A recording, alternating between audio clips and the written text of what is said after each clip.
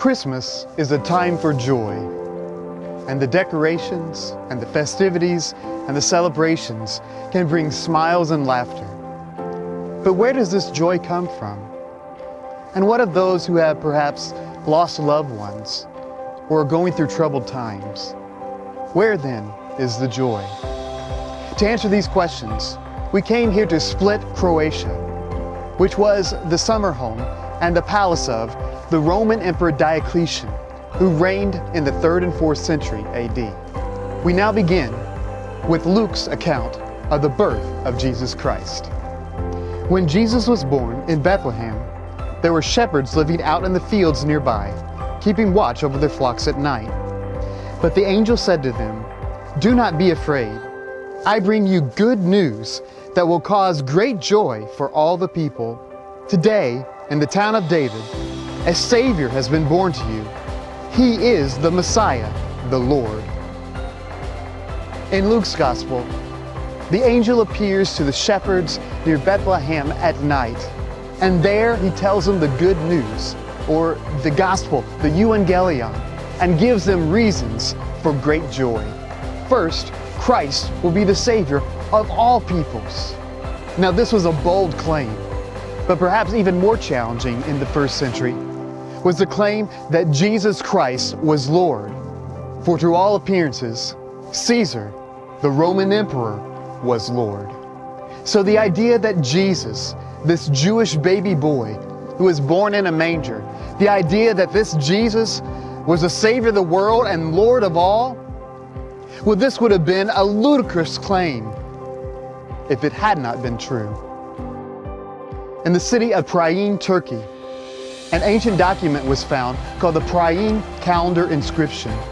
It was a declaration, an announcement that the birthday of Caesar Augustus was good news, the euangelion, and that his reign was so great, greater than any reign that had ever come before, and that no reign after it could ever hope to surpass it, that the entire calendar was to be reset around the birthday of Caesar Augustus.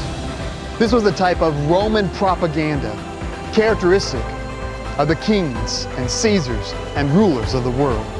And using the language that was familiar to the people of that time, the angel of the Lord appeared to the shepherds that night and announced the true good news, the euangelion, that Jesus Christ was born into the world and the world would never be the same. This announcement was in effect a political statement challenging Caesar for the supremacy of the world. And yet, despite that announcement that night, for many years, it would appear that the Caesars would have the superior claim to be the ruler of the world. Christians faced many persecutions over the first few centuries after the birth of Jesus Christ. But under Diocletian, the church faced perhaps its worst persecution ever. Christians were fined, imprisoned, beaten, and killed, often in brutal and creative ways. One famous case of persecution under Diocletian was that of Sebastian. Sebastian was a soldier in the Roman army in the 3rd century, and he became a follower of Jesus Christ. And he began to use his position to convert others in the army. And when Diocletian heard this, he had Sebastian tied to a tree, and there he had many arrows shot into him. And yet somehow, miraculously, he survived.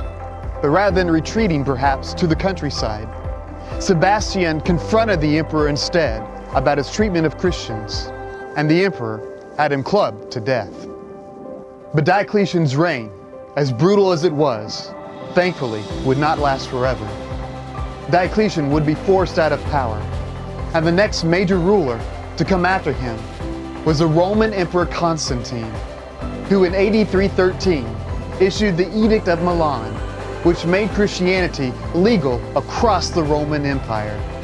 In reality, Constantine was formally recognizing, perhaps to his own political advantage, what had become absolutely clear, that millions of people across the Roman Empire had become followers of Jesus Christ.